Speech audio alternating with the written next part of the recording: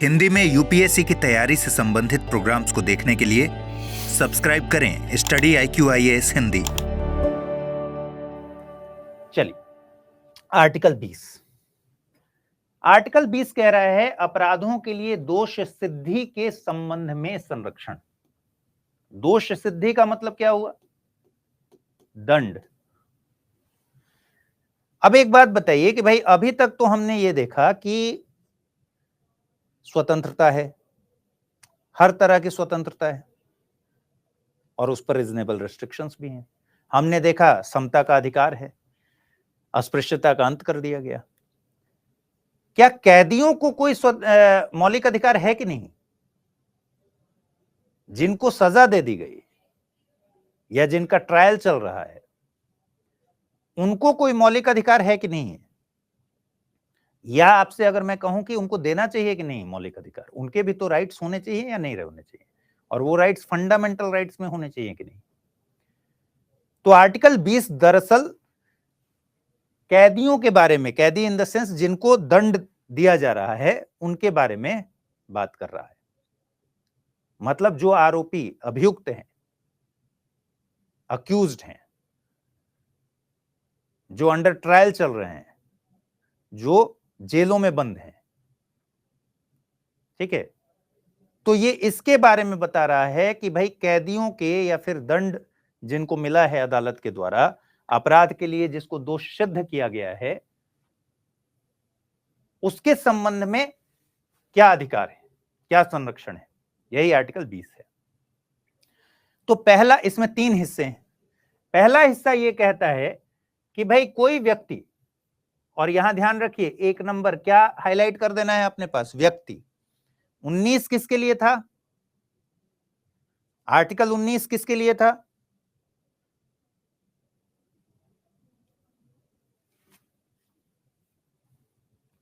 व्यक्ति के लिए या नागरिक के लिए?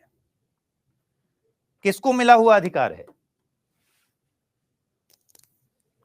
नागरिक।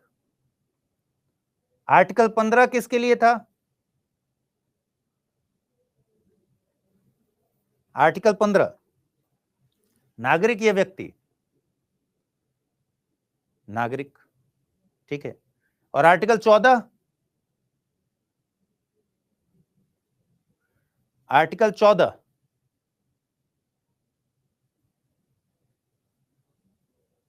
पर्सन, ठीक। आर्टिकल 16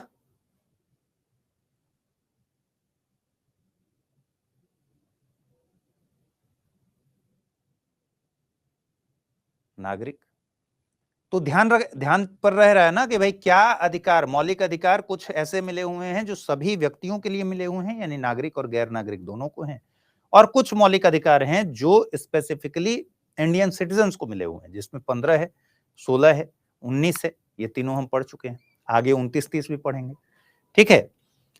लेकिन 20 कहता है कि सभी व्यक्तियों के लिए, कोई व्यक्ति यानी नागरिक प्लस गैर नागरिक, किसी अपराध के लिए तब तक सिद्ध दोष नहीं ठहराया जाएगा जब तक कि उसने ऐसा कोई कार्य करने के समय जो अपराध के रूप में आरोपित है, किसी प्रवृत्त विधि का अतिक्रमण नहीं किया है।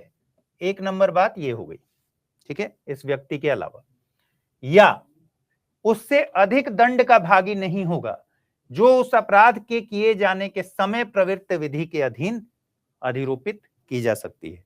तो दूसरी बात यह हो गई, यानी 20(1) को अगर 2 हिस्सों में बांटेंगे तो क्या क्या बात होगी कि भाई किसी व्यक्ति को तब तक अपराध के लिए दोषी नहीं ठहराया जाएगा, यानी दंड उसको क्या मिलेगा, इसके बारे में यह बता रहे हैं।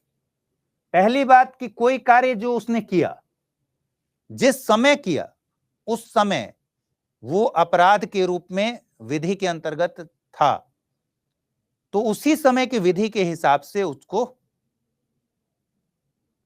दंड मिलेगा। अगर मान लीजिए कोई, पहला हिस्सा क्या है 20(1) का, मान लीजिए कि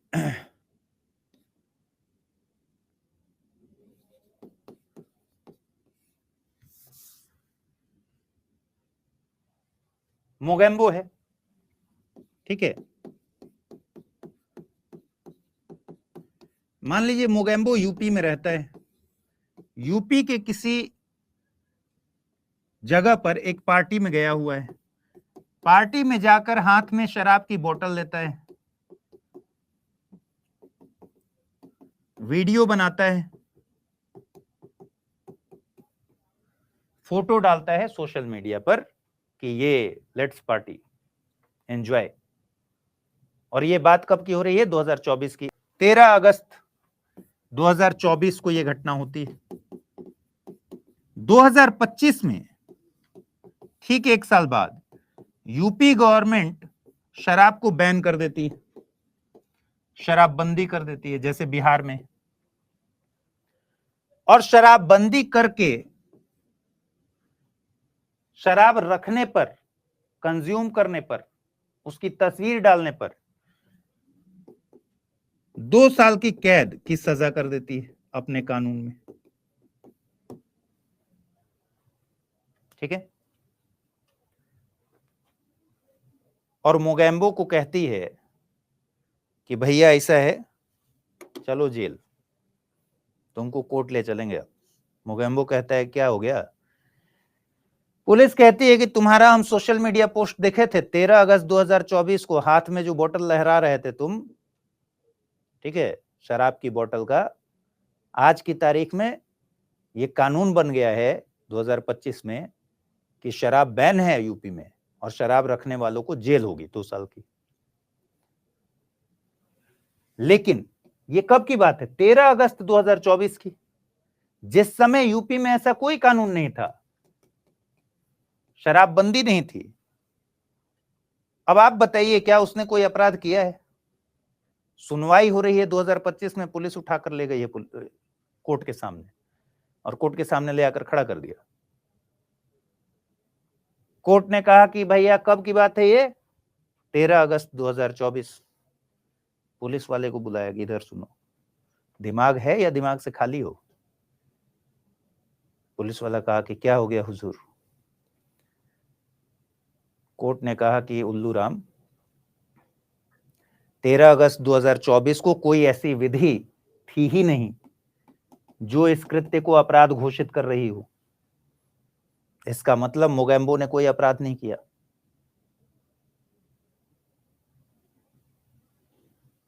ठीक है, तो 20(1) कहता है कि जिस समय अपराध किया गया या कोई कृत्य किया गया, अगर वो किसी विधि के तहत अपराध में घोषित है, तो जिस मात्रा में उसमें प्रोविजंस होंगे उसी मात्रा में उसको माना जाएगा। ठीक है, इसका एक और मतलब क्या हुआ? इसका एक और मतलब यह हुआ कि इसको दंड कब मिल सकता था? दंड तब मिल सकता था कि 2025 में यूपी गवर्नमेंट ने शराबबंदी के लिए एक कानून बना दिया और कहा कि यह शराबबंदी भूतलक्षी प्रभाव से लागू होगा। मतलब क्या हुआ? भूतलक्षी प्रभाव से लागू होगा। इसका मतलब 2025 में शराबबंदी का कानून बनाकर कह दिया गया कि ये कानून 1 अगस्त 2024 से ही लागू होगा। इसका मतलब 13 अगस्त 2024 को जो काम किया गया वो भी इसके दायरे में है, क्योंकि ये भूतलक्षी प्रभाव से लागू किया गया है। 1 अगस्त 2024 से लागू किया गया है। भूतलक्षी का मतलब समझ रहे हैं भाई? आज कानून बना, ठीक है, और आज कानून बनाकर कहा गया कि पिछले साल से इसको लागू करिए, तो उसको कहेंगे रेट्रोस्पेक्टिव, पिछले समय से। और जैसे ही हम कहेंगे कि ये पिछले समय से लागू होगा, कोई डेट दे दिए कि भाई 1 अगस्त 2024 से लागू होगा, इसका मतलब 1 अगस्त 2024 के बाद किसी ने अगर कृत्य किया है तो उसको भी अपराध माना जाएगा, क्योंकि आज के कानून का इंप्लीमेंटेशन हो रहा है कब से? बैक डेट से। ठीक है, तो ध्यान ये रखना है कि 20(1) कहता है कि किसी भी आपराधिक कानून को भूतलक्षी प्रभाव से लागू नहीं किया जा सकता। कंक्लूजन क्या है इसका? किसी आपराधिक, ध्यान रखिए इसको, आपराधिक को हाईलाइट कर लीजिएगा, किसी आपराधिक कानून को भूतलक्षी प्रभाव से लागू नहीं कर सकते।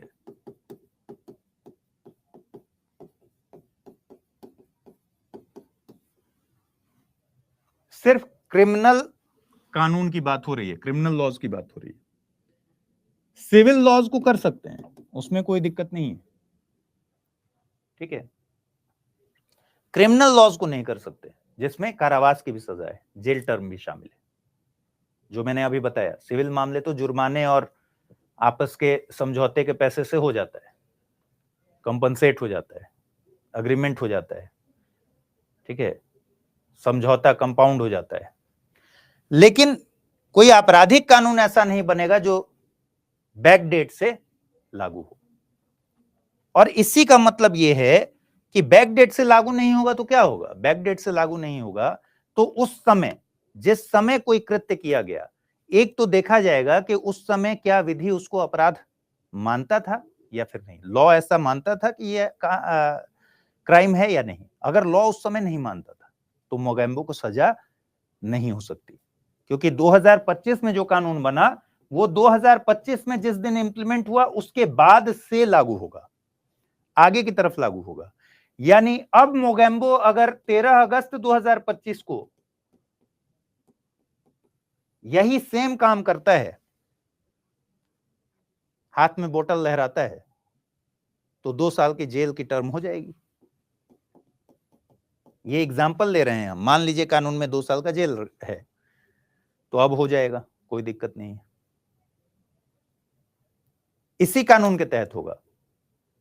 लेकिन जिस समय के लिए ये क्लेम किया गया है 1 साल पहले के लिए, उस समय तो विधि शराब को लेकर कोई कानून ऐसा था ही नहीं कि शराबबंदी, उसको शराब रखने के जुर्म में उसको अरेस्ट किया जाए या सजा दी जाए। ये बात आप लोग को समझ में आई कि नहीं? कोई भी क्रिमिनल लॉ बैकडेट से लागू नहीं होगा। ये बात समझ में आ रही है? और इसका मतलब क्या हुआ, ये समझ में आ रहा है?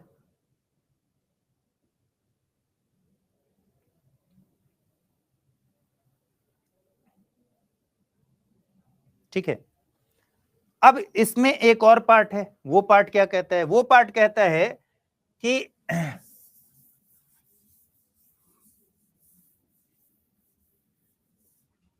मान लीजिए मोगेम्बो ने 13 अगस्त 2024 को ड्रिंक एंड ड्राइव किया और पकड़ा गया। अब ड्रिंक एंड ड्राइव का क्या है? भाई शराब पी के गाड़ी चला रहा था, पुलिस ने पकड़ लिया, चालान कर दिया, अब मामला ये कोर्ट में सेटल होता है। तो भैया ऐसा है कि अब 13 अगस्त 2024 को प्रोविजन है कि मैक्सिमम 6 महीने तक की कारावास की सजा हो सकती है अगर कोई शराब पीते हुए गाड़ी चलाए तो। उसका प्रोसेस है पूरा, ब्लड टेस्ट होता है, ब्लड में अल्कोहल की मात्रा देखी जाती है कितनी है, या ब्रेथ एनालाइजर से टेस्ट होता है, ठीक है। तो उस पूरे प्रोसेस को फॉलो करने के बाद मामला जब कोर्ट में जाता है तो मैक्सिमम उस समय, मान लीजिए आज ये जब हुआ तो मैक्सिमम 6 महीने की जेल की सजा हो सकती है, ठीक है। लेकिन मामला खिंचते खिंचते मान लीजिए 1 साल बीत गया और 2025 में कानून में संशोधन हो गया और संशोधन करके कह दिया गया कि अब ये 6 महीना नहीं बल्कि 2 साल तक की सजा होगी।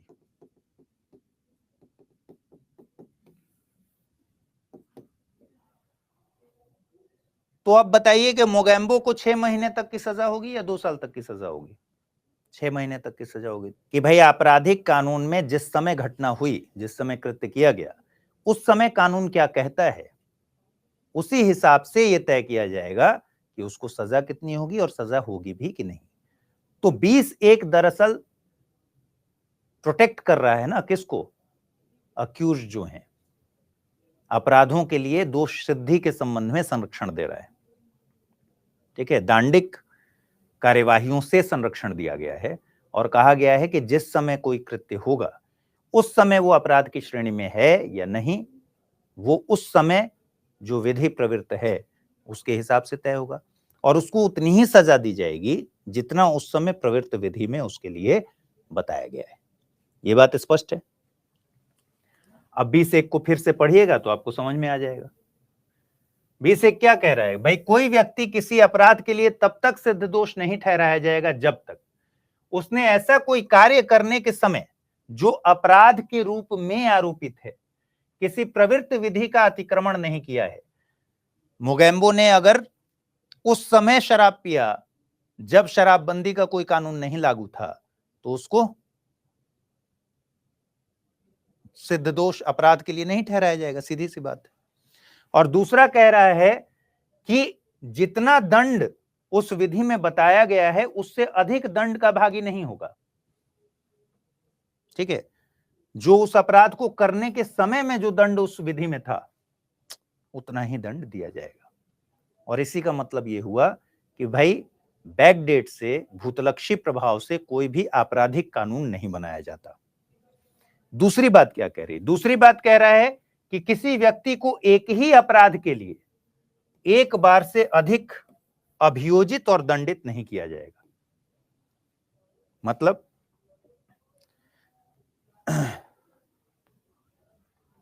भाई मान लीजिए कि कोई मामला किसी के खिलाफ चल रहा है, ठीक है, उस मामले में उसको 2 साल की सजा हो गई।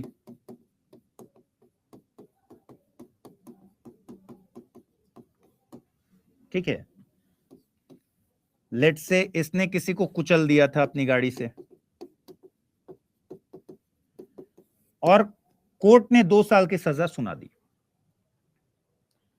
लेकिन जब कोर्ट ने सजा सुना दी उसके बाद प्रोटेस्ट होने लगा, पब्लिक प्रेशर बनने लगा, मीडिया ट्रायल शुरू हो गए, मीडिया में हंगामा होने लगा और लोगों ने जबरदस्त डिमांड करनी शुरू की कि इसको तो कम से कम 10 साल की सजा होनी चाहिए, 2 साल की सजा में क्या ही होगा। कोर्ट ने 2 साल की सजा इसको सुना दी है। अब ये एक वकील गया, बोला कि 2 साल की सजा पर्याप्त नहीं है माय लॉर्ड, इसको बढ़ा दिया जाए, 10 साल कर दिया जाए। तो भैया सजा हो चुकी है। एक ही दंड के लिए 2 बार सजा नहीं होगी। एक दंड के, एक अपराध के लिए एक बार दंड दिया जा चुका, अब दोबारा सजा नहीं होगी इसको उसी अपराध के लिए। इसको क्या कहते हैं, डबल जेपर्डी। ठीक है, डबल जेपर्डी, दोहरा दंड हिंदी में कहते हैं। तो कैदियों जो अपराध के लिए दोष सिद्ध जिनको ठहराया जाएगा उन्हें दोबारा दंड नहीं दिया जाएगा, दोहरा दंड नहीं दिया जाएगा। एक ही कृत्य के लिए, एक ही अपराध के लिए 2 बार दंड नहीं दिया जाएगा। और ये सिर्फ और सिर्फ न्यायपालिका पर ये बंधन है।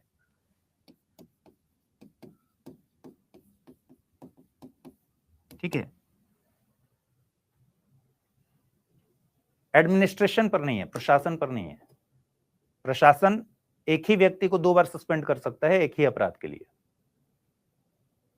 लेकिन हां, कानून, अदालत उसको एक ही अपराध के लिए 2 बार सजा नहीं दे सकती। ठीक है, अब मुझे एक बात बताइए, मान लीजिए किसी पर मर्डर अटेम्प्ट का चार्ज है, ठीक है, हत्या की कोशिश का चार्ज है,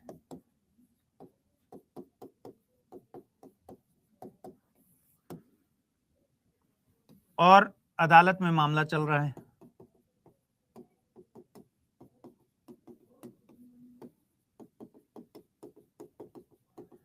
अदालत ने सजा भी सुना दी।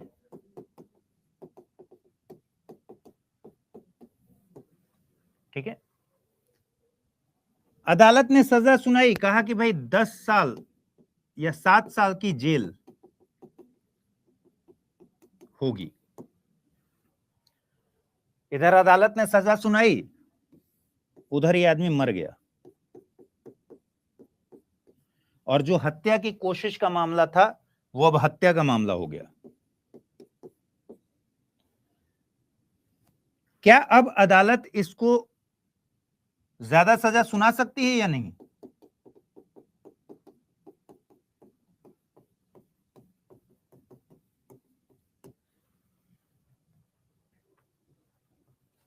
बताइए भाई, किसी पर मर्डर अटेम्प्ट का चार्ज था, उस पर अदालत ने उसको, कोर्ट ने उसको सजा भी सुना दी, लेकिन तब तक व्यक्ति मर गया।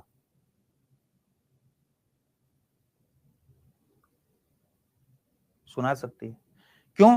क्योंकि एक ही अपराध के लिए नहीं, यहां अपराध कुछ और था, मर्डर अटेम्प्ट किया गया था, और यहां अपराध कुछ और हो गया, मर्डर हो गया। ठीक है, तो अब धारा चेंज हो जाएगी, सेक्शंस अलग लग जाएंगे। ठीक है, तो डबल जेपर्डी का मतलब ये नहीं है कि अगर अपराधी चेंज हो जाए तो फिर सजा बढ़ सकती है, लेकिन एक ही अपराध के लिए ऐसा नहीं हो सकता। जैसे हत्या की कोशिश के लिए अगर 7 साल की सजा दी गई है, तो उसी सेम मामले में कोर्ट का मन किया कि 7 साल पिछली बार दिए थे, मुझे कम लग रहा है, आओ यार 10 साल कर देते हैं इसको, ऐसा नहीं कर सकते। ठीक है, 2 बार सजा नहीं सुना सकते। ये बात स्पष्ट समझ रहे हैं ना भाई?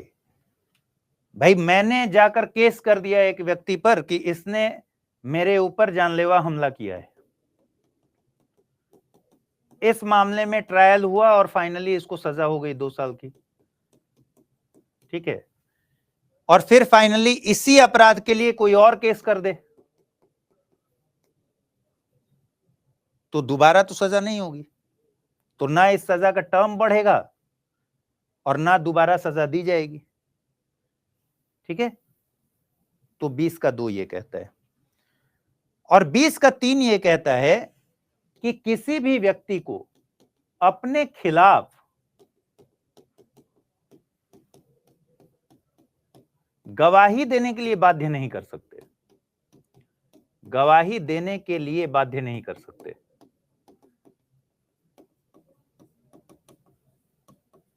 इसका मतलब क्या हुआ? आपने अक्सर देखा होगा कि पुलिस पकड़ती है मुजरिम को, उससे गवाही लेती है, वो कोर्ट में जाता है और कोर्ट में कहता है कि मुझसे जबरदस्ती गवाही ली गई है, मैंने ऐसा नहीं बोला था, पुलिस ने प्रेशर डाल के दिया है और ये सब लिखवाया है मुझसे, कन्फेस करवाया है। और कोर्ट उस बात को मानता है कि भाई पुलिस ने जबरदस्ती की होगी। क्यों? क्योंकि हमारा संविधान कहता है कि अपने खिलाफ गवाही देने के लिए किसी को बाध्य नहीं किया जा सकता। ठीक है, अब अपने खिलाफ गवाही देने के लिए बाध्य नहीं करने का मतलब क्या हुआ? क्या फिंगरप्रिंट्स ले सकते हैं कि नहीं? ब्लड सैंपल्स ले सकते हैं कि नहीं? गए स्पॉट पर, ब्लड सैंपल मिला, फिंगरप्रिंट निकाले, तो ये अपने खिलाफ गवाही देने के लिए बाध्य नहीं किया गया है। ये क्राइम सीन से पुलिस पर जिम्मेदारी है, पुलिस अपने सबूत इकट्ठा करेगी। लेकिन मान लीजिए कहा गया नार्को टेस्ट करना है, पॉलीग्राफी या लाई डिटेक्टर जिसको बोलते हैं, लाई डिटेक्शन का टेस्ट करना है,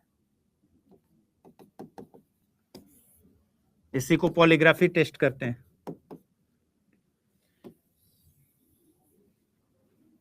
और कहा गया, और बहुत सारे केसेस में डिमांड भी उठते रहती है पॉलीग्राफी टेस्ट कराने का, नार्को टेस्ट कराने का। एक दूसरा है नार्को टेस्ट,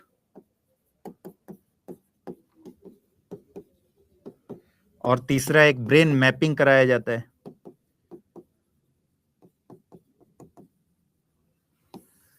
इस तरह के टेस्ट के लिए मान लीजिए कोर्ट ने अनुमति दे दी, कि ठीक है करा सकते हैं, लेकिन इसमें इस व्यक्ति का कंसेंट, सहमति होना जरूरी है। बिना इस व्यक्ति के सहमत हुए आप इस तरह का कोई भी टेस्ट नहीं करा सकते। उसको इस बात के लिए मजबूर नहीं कर सकते कि वो खुद के अगेंस्ट में गवाही दे, क्योंकि किसकी जिम्मेदारी है? मैंने क्या बताया था, कोर्ट ये मानकर चल रहा है कि जो आरोपी है वो निर्दोष है। प्रिजम्पशन ऑफ इनोसेंस किसके तरफ है? आरोपी की तरफ है। कोर्ट तो मान के चल रहा है कि आरोपी निर्दोष है। साबित किसको करना है? साबित करना है पुलिस को कि ये दोषी है। तो साबित पुलिस करेगी ना। पुलिस कैसे करेगी? जाकर सबूत जुटाएगी, फिंगरप्रिंट जाके देखेगी, फॉरेंसिक की टीम बुलाएगी, कॉल डिटेल्स खंगलवाएगी, वो सबूत जुटाए। लेकिन इस व्यक्ति पर दबाव नहीं डालेगी कि यार तुम अपने खिलाफ गवाही दो, कन्फेस करो, बैठो। नहीं करोगे तो डंडा से मार मार के ठीक कर देंगे। और शायद इसीलिए इसका ये प्रोविजन किया गया है। 3rd डिग्री नाम का चीज सुने हैं ना आप? पुलिस तोड़ती है किस लिए? कन्फेस कराने के लिए। इतना तोड़ देती है कि डर के मारे आदमी कन्फेस कर लेता है। ठीक है,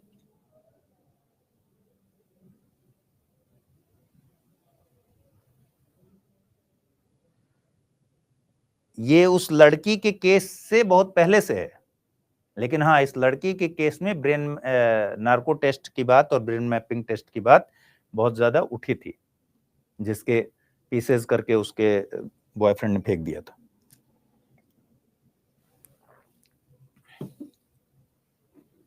ठीक, अब सवाल है कि भाई लाई डिटेक्शन टेस्ट में क्या होता है? लाई डिटेक्शन टेस्ट में यह होता है कि शरीर पर जैसे ईसीजी होता है वैसे इलेक्ट्रोड्स लगा देते हैं, जो इस तरह से लगता है ना, इलेक्ट्रोड्स बोलते हैं उसको। ठीक है, और लगा के इसमें किसी तरीके का लाई डिटेक्शन टेस्ट में कोई केमिकल या फिर ड्रग्स नहीं देते, कोई केमिकल इंजेक्ट नहीं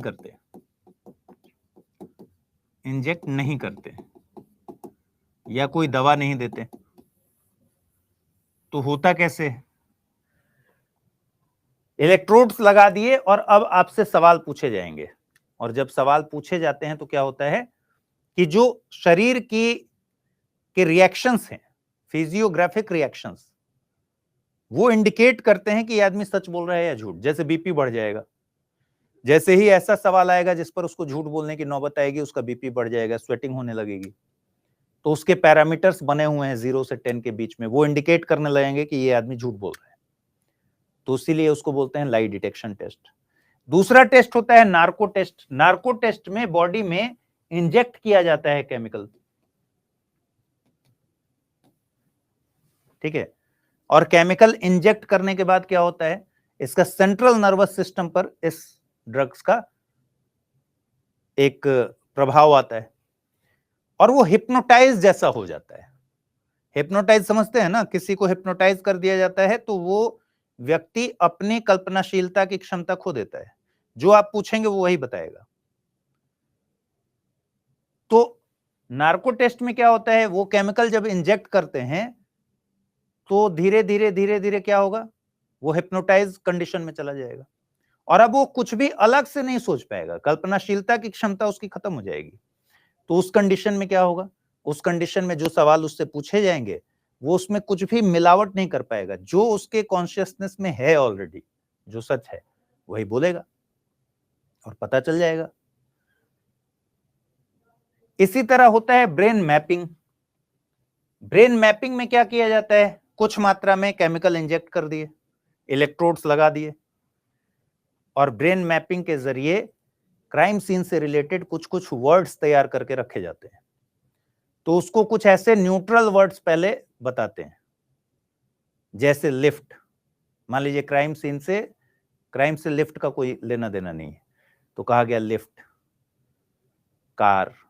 ब्रेन को मैप किया जा रहा है और जैसे ही क्राइम सीन से रिलेटेड कोई वर्ड आएगा, जैसे चाकू से हत्या हुई है तो नाइफ या चाकू, ये वर्ड्स जैसे ही उसको सुनाई पड़ेगा वो अलग लेवल पर उसका रिएक्शन होगा। ठीक है, जैसे लाई डिटेक्शन में होता है ना, वैसे अलग हार्मोन्स सिक्रेट होने लगेंगे उसके। तो वर्ड्स के जरिए पकड़ा जाता है कि भाई इसमें ये आदमी झूठ बोल रहा है, और वो क्योंकि उसको केमिकल भी दिया गया है तो वो ऑलमोस्ट हिप्नोटाइज भी है, तो कुछ कुछ बड़बड़ाते रहेगा, कोई कोई सूचना बताते रहेगा। ठीक है, इसमें गोपनीयता भी उसकी वायलेट होती है। हाँ, होती है ना। इसीलिए ऐसा कोई भी टेस्ट करने के पहले सुप्रीम कोर्ट का गाइडलाइन है। सुप्रीम कोर्ट का गाइडलाइन है कि पुलिस और वकील दोनों इससे सहमति लेते समय यह भी बताएंगे कि इस टेस्ट का परिणाम क्या होगा, और उस टेस्ट के परिणाम में लीगल कॉन्सिक्वेंसेस क्या होंगे। मतलब वो कोई ऐसी बात बोल सकता है जो अपने विरुद्ध हो, फंस सकता है। और साथ साथ ये भी बताया जाता है कि भाई इसका कॉन्सिक्वेंस ये भी हो सकता है कि आप किसी अपने निजी जानकारी को भी शेयर कर दें। ध्यान रखिए, क्योंकि आप सोचने समझने की स्थिति में नहीं रहेंगे, तो आप कोई ऐसी भी बात बता दें जो आपके निजी जीवन से जुड़ा हुआ है, आपकी निजी जानकारी है, इसका मतलब आपके निजता का हनन हो सकता है।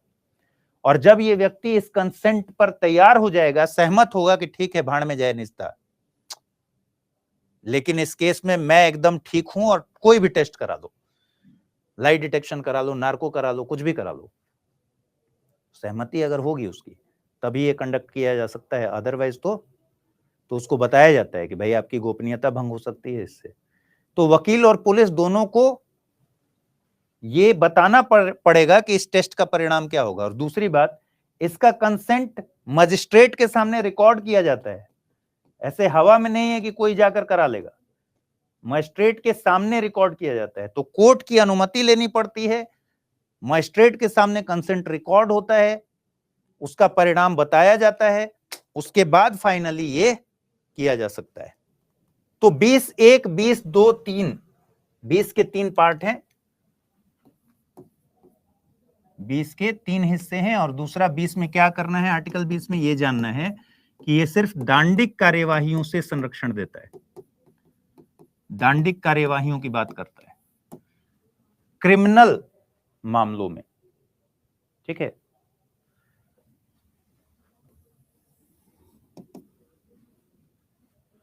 पहला क्या कह रहा है ये 20(1), इसके दो बातें कही गई हैं कि भाई उस समय की विधि के हिसाब से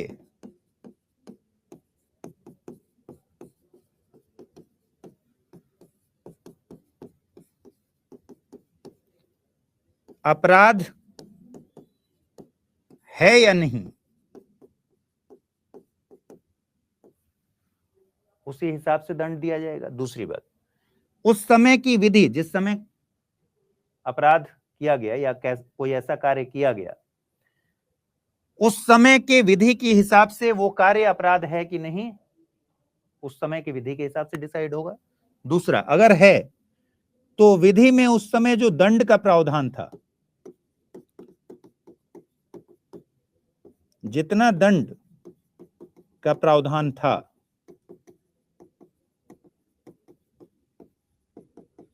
उससे अधिक दंड का भागी नहीं होगा।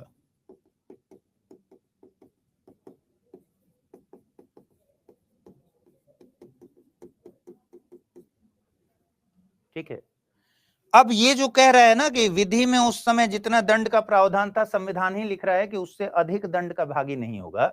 मान लीजिए कि किसी समय 13 अगस्त 2024 को इसने जो अपराध किया उसके लिए 5 साल की सजा थी, लेकिन 13 अगस्त 2025 को कानून में बदलाव हो गया और इसकी सजा 2 साल कर दी गई, मैक्सिमम 2 साल से ज्यादा सजा नहीं दी जाएगी।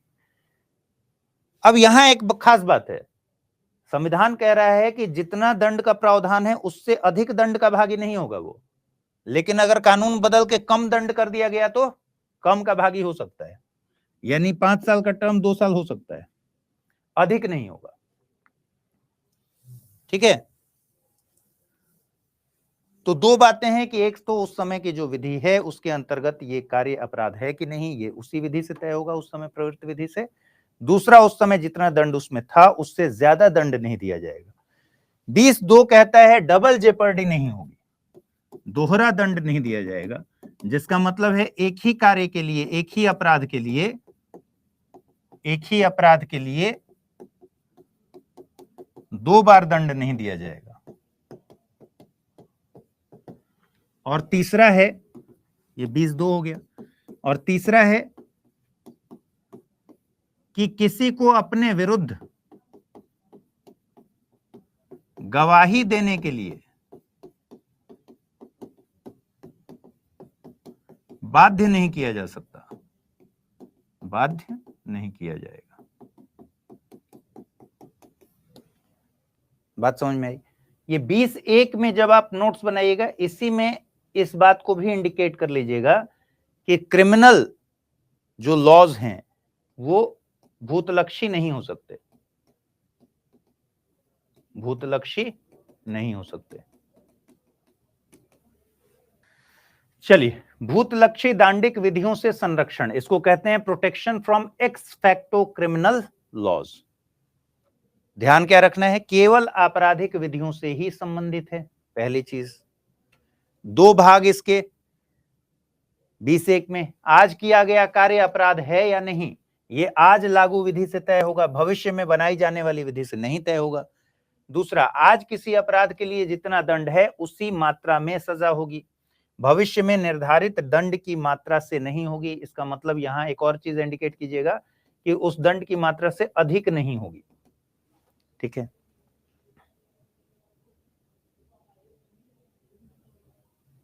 बात समझ में आ गई?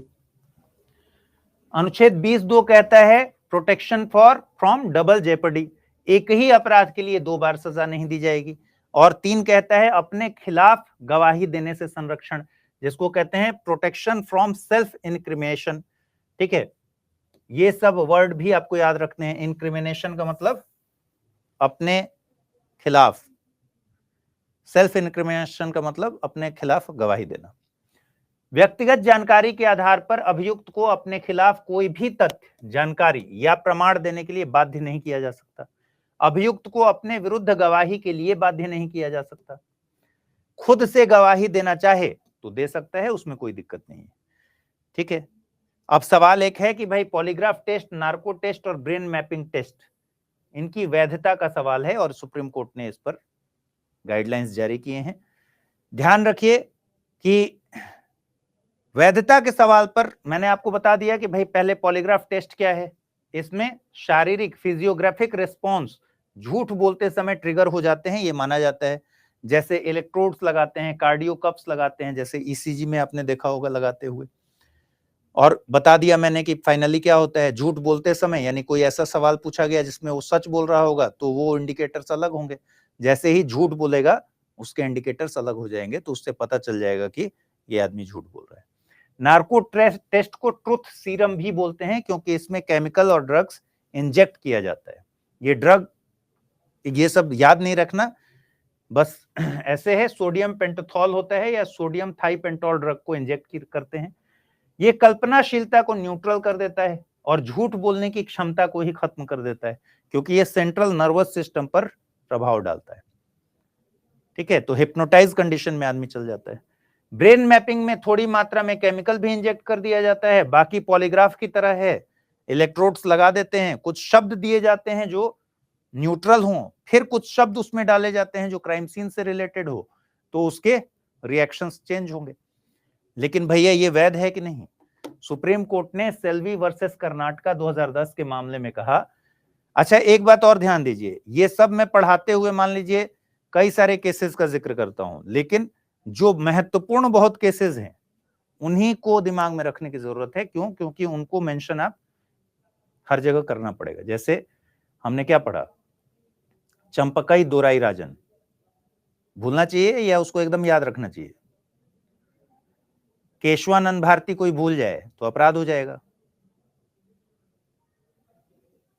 ठीक है, आज हम लोग जो पढ़ने वाले हैं मेनका गांधीवाद और एके गोपालनवाद, ये नहीं भूलना चाहिए।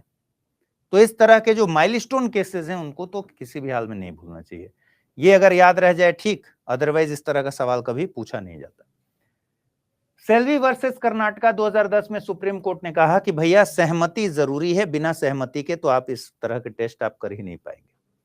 और दूसरा मैंने जो बताया कि वकील और पुलिस के द्वारा परिणाम के बारे में उस व्यक्ति को जानकारी देनी होगी और साथ में यह भी कहना होगा कि ये परिणाम लीगल के साथ साथ आपके निजी जानकारी को भी पब्लिक कर सकता है, गोपनीयता निजता के अधिकार का भी हनन हो सकता है। ठीक है, जुडिशियल मजिस्ट्रेट के सामने कंसेंट रिकॉर्ड होगा। ठीक, साथ ही मानवाधिकार आयोग ने भी साल 2000 में कुछ पॉलीग्राफ टेस्ट के लिए जरूरी गाइडलाइंस दिए हैं, उसका भी पालन करना होगा। टेस्ट रिजल्ट को कन्फेशन नहीं माना जाएगा। सुप्रीम कोर्ट ने कहा है कि भैया इस टेस्ट का जब रिजल्ट आएगा उसको कन्फेशन नहीं मान सकते, यानी उसको वैध सबूत के तौर पर कोर्ट में पेश नहीं किया जा सकता। क्यों? क्योंकि 20(3) क्या कहता है? अपने विरुद्ध गवाही देने के लिए किसी को बाध्य नहीं किया जा सकता। तो कंसेंट के साथ भी सुप्रीम कोर्ट कहता है कि जब व्यक्ति होशो हवास में है ही नहीं, जब होश ही में नहीं है, तो उसके इन टेस्ट के जरिए जो कन्फेशन आप कह रहे हैं कि ये कन्फेशन है, इसको कन्फेशन रिकॉर्ड नहीं कर सकते। इंसान होश में रहे तब तो कन्फेशन मानेंगे। जब आपने बाहर से किसी मेथड से उसके दिमाग पर, उसके नर्वस सिस्टम पर कब्जा कर लिया, तो फिर इस तरह के सबूतों की वैधता नहीं होगी, रिलायबिलिटी नहीं होगी, विश्वसनीयता नहीं होगी। तो सवाल है कि जब नहीं होगी तो करते क्यों है भैया? देखिए, करने का बस एक ही फायदा है, इस तरह के टेस्ट से डायरेक्ट तो कुछ इंपैक्ट आएगा नहीं, इनडायरेक्ट इंपैक्ट आता है। इनडायरेक्ट इंपैक्ट क्या होता है? मान लीजिए किसी का नार्को टेस्ट हो रहा है, ट्रुथ सीरम उसको दिया गया है, अब नार्को टेस्ट हो रहा है, उससे पूछा जा रहा है कई तरह के सवाल, और उसने सवाल बताते बताते उससे पूछा गया कि कहां से हथियार खरीदे थे, तो उसने बताया कि फलाना जगह पर एक छोटा सा ऐसा था, और वो बड़बड़ाएगा, मतलब कुछ भी क्लियर नहीं बोलेगा। फिर उससे 2-4 ऐसे क्रॉस क्वेश्चन किए गए, फिर उसी में उससे कहा गया कि भाई हथियार छिपाए कहां हो। उसके बाद क्या हुआ? बोलते बोलते में वो बता दिया कि भाई इस जगह पर तालाब के किनारे हथियार छिपाए हैं, या इस जगह पर बॉडी दफनाए हैं। अब पुलिस उठी और जाकर उसको खोद खाद के निकाल ली।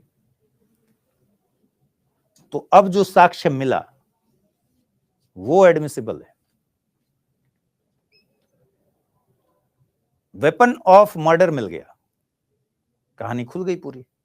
ये साक्ष्य जो मिला इस टेस्ट के जरिए मिला, इसको कन्फेशन नहीं मानेंगे, लेकिन इस टेस्ट के जरिए जो लीड्स मिले उससे अगर केस में कोई साक्ष्य मिल गया, सबूत मिल गया, तो वो मान्य है।